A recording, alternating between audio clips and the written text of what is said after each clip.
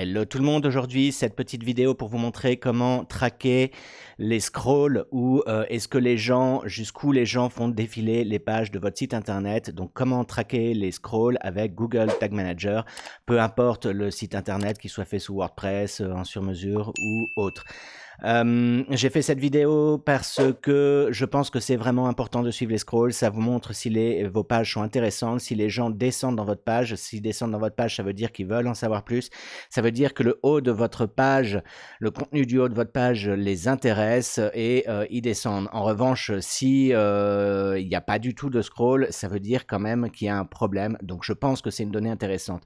Le deuxième point, c'est que l'idée de cette vidéo m'est venue, j'ai fait pour un client un site internet one page, qu'une seule page, c'est une landing page d'atterrissage de Google Ads et donc les gens, j'ai pas taux de rebond, j'ai pas vraiment beaucoup d'indications, donc je dois suivre un certain nombre d'événements sur cette page pour savoir si les gens qui viennent de Google Ads sont intéressés par cette page. Ça me permet de savoir d'un, si la page est intéressante, deux, de savoir s'il y a un problème de corrélation, si la landing page est cohérente avec l'annonce Google Ads et les mots-clés Google Ads. Je suis Édouard Delage, consultant digital, entrepreneur, passionné par les nouvelles technologies et sur cette chaîne, j'essaye de vous montrer plein de trucs et astuces de comment bien utiliser Internet pour faire progresser votre business. Si ce genre de sujet vous intéresse, n'hésitez pas à vous abonner, activer la petite cloche, ça vous alertera sur les nouvelles vidéos que je publie. C'est parti, on passe derrière mon écran. Donc c'est parti, on est sur le Google Tag Manager. Comme vous pouvez voir, on va aller dans les balises. Qu'est-ce que j'ai dessus? Du Google Analytics. Google Analytics, j'ai A4, conversion Linker pour du Google Ads et de la conversion d'envoi de formulaire. Pour suivre le scrolling des pages, la première des choses, c'est d'aller dans les variables. Je ne sais pas pourquoi Google Tag Manager ne les a pas fait. Il faut les configurer. Il faut configurer une nouvelle variable de scrolling. Alors vous voyez ici, vous pouvez cocher des variables qui sont intégrées. Je ne sais pas pourquoi il faut les cocher, décocher. Elles devraient être toutes déjà cochées de base. Et c'est tout en bas, vous allez dans défilement scroll def. Donc une nouvelle variable et c'est le scroll def. Ça y est, vous l'avez activé. On l'a ici, scroll def, variable de couche de données. Maintenant, on va dans les balises.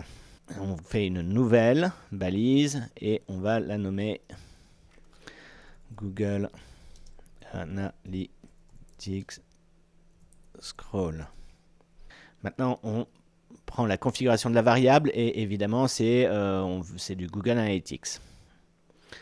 Alors, c'est pas des pages vues, c'est un événement. Dans l'événement, on va nommer la catégorie. Ça, la façon de nommer la catégorie, c'est dans quelle catégorie ça va s'afficher dans Google Analytics. Donc, scroll. L'action. Donc, on prend une nouvelle action. Et c'est l'action de ce qu'on a défini tout à l'heure, la variable de couche de données, scroll def.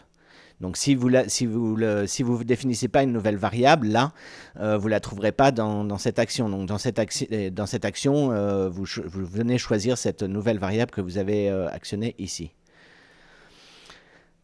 Ensuite, on dit qu'on veut l'accès non comptabilisé comme une interaction. Si on le veut comme une interaction. Paramètres Google Analytics, donc là on vient sélectionner l'ID du Google Analytics qui nous intéresse. Donc pour rappel, j'ai fait d'autres vidéos de comment paramétrer Google Tag Manager. Normalement, dans ces autres vidéos, je vous ai montré comment mettre l'ID du Google Analytics. Sinon, si vous n'avez pas dans des variables ici, vous pouvez créer une nouvelle variable ici. Je vous laisse vous renseigner sur le sujet. Maintenant, il nous faut sélectionner un déclencheur. Donc quand est-ce que le scroll def s'initialise? Donc on choisit un déclencheur, maintenant on ne l'a pas dans la liste, du coup on va dans plus, on va le nommer, vous le nommez comme vous voulez, moi je nomme scroll profondeur ou profondeur de scroll, peu importe, et on vient configurer configuration du déclencheur, c'est scroll. Dans la configuration du déclencheur, vous en avez plusieurs. C'est des pages vues, du clic, et nous, c'est de l'engagement d'utilisateur avec la profondeur de défilement. Dans la profondeur de défilement, ici, on vient sélectionner profondeur de défilement verticale, naturellement, c'est pas du horizontal. Et ici, vous avez deux options. Soit vous calculez ça en pixels, soit en pourcentage. Le plus simple, c'est en pourcentage.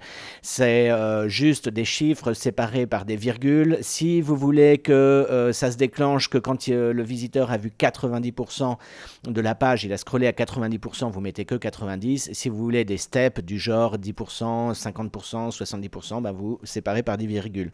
Donc moi j'y vais à 10%, 25%, 50%, 75% et 100%.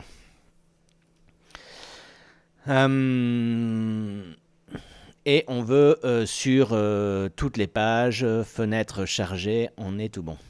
On clique sur enregistrer. Et on enregistre.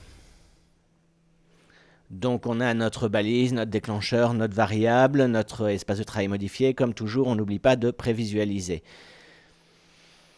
Ça ouvre le Google Tag Assistant. On se connecte à l'URL. Ça ouvre une nouvelle fenêtre, une nouvelle site internet avec une pop-up qui nous indique qu'on est bien connecté au Tag Assistant. On revient, on continue. Donc Google Analytics Scroll, il n'est pas déclenché. On a nos deux autres balises qui sont déclenchées. Maintenant, on va scroller un petit peu. Je vais revenir sur le Tag Assistant. On voit qu'il a été déclenché 2 fois. On continue à scroller. Normalement, il devrait y avoir 3 fois. On continue à scroller. Toujours 3 fois. Et voilà les 4 fois. On n'a toujours pas le 100% parce qu'on n'est pas descendu en bas. Et voilà, normalement, on devrait avoir les 5 fois. Donc maintenant, on va venir vérifier dans Google Analytics, ça s'est bien déclenché. Pour ça, vous allez dans les comportements, dans les événements, dans vue d'ensemble ou principaux événements. Vous allez sélectionner la date d'aujourd'hui, évidemment. Vous appliquez. Et vous voyez, scroll, on en a 10. J'avais fait des tests avant, donc j'ai 2 x 5, 10. Si vous allez cliquer sur scroll,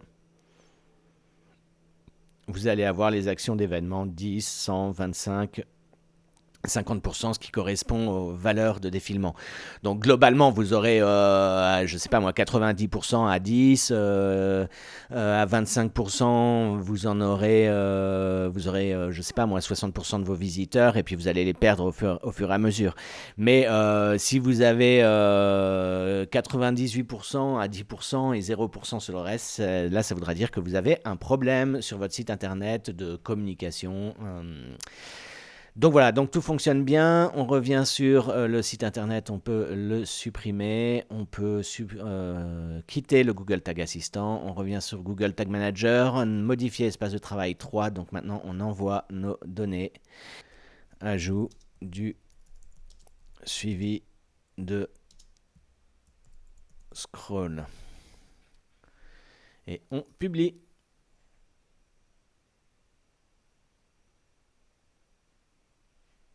On revient sur l'espace de travail. 0, on regarde nos balises. Et on a bien notre Google Analytics Scroll, Google Analytics Universal Analytics. C'est impeccable, voilà. Voilà, vous avez vu, c'est pas très compliqué de configurer une balise Google Tag Manager pour suivre les scrolls sur votre site internet. La seule chose, c'est attention à bien aller sélectionner la variable de scroll depth qui n'est pas sélectionnée par défaut chez Google Tag Manager comme un certain nombre d'autres variables. Je comprends pas pourquoi, mais voilà. En tous les cas, c'est un suivi qui, à mon sens, est vraiment important. C'est un des suivis de base qu'il faut mettre en place sur les sites internet. Ça permet de suivre le taux d'engagement de vos visiteurs sur votre site internet.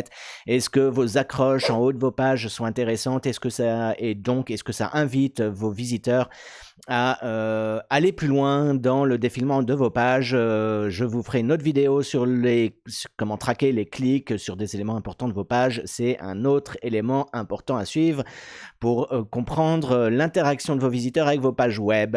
Voilà, je vous laisse. J'espère que cette vidéo vous a plu. Bon courage dans tous vos projets. Ciao!